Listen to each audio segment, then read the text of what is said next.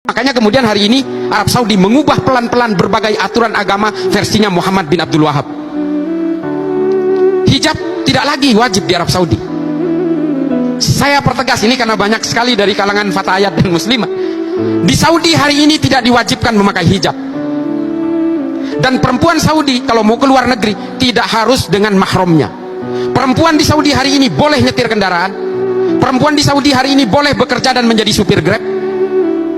Muhammad bin Salman kemudian diwawancarai oleh Frontline, bisa disimak di YouTube. Dia mengatakan, saya tidak mengubah ajaran agama, saya mengubah tafsir-tafsir agama. Pada akhirnya mereka sadar bahwa kita semua ini hidup dengan tafsir-tafsir agama. Tidak boleh mengklaim kebenaran dan kemudian seolah-olah orang lain yang berbeda dengan dia pasti salah.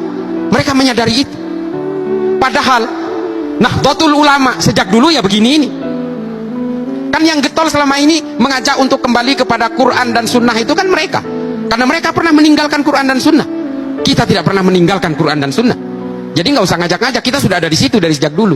Dan kita tidak pernah gelisah oleh keimanan orang lain. Kita tidak pernah gelisah oleh berbagai tafsir-tafsir. Kalau kita hari ini gelisah dengan Wahabi, karena Wahabi berusaha memecah belah dan menggerus dari kalangan Nahdlatul Ulama, di mana Nahdlatul Ulama ini adalah menjadi tumpuan utama dari negara ini.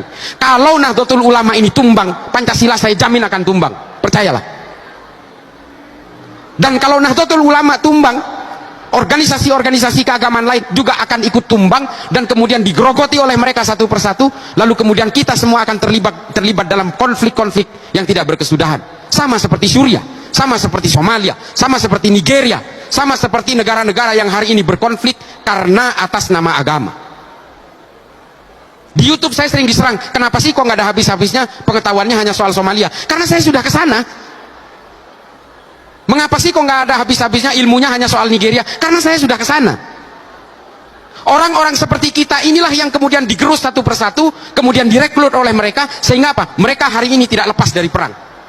Kalau hari ini mereka menyasar teman-teman dari kalangan Nahdien untuk berusaha direkrut oleh mereka, karena mereka ingin memecah belah di antara tengah-tengah kita.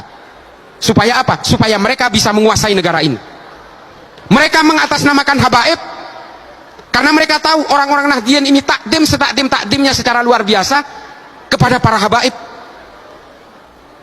Saya pribadi ditipu oleh habaib berkali-kali, tapi masih cium tangan. Ini saya ini. Saking takdimnya, kenapa? Saya diajari oleh para ulama-ulama sepuh NU dari sejak kecil, saya harus hormat kepada dzurriyyahnya Nabi. Sampai sekarang, bapak saya ini pedagang besi tua.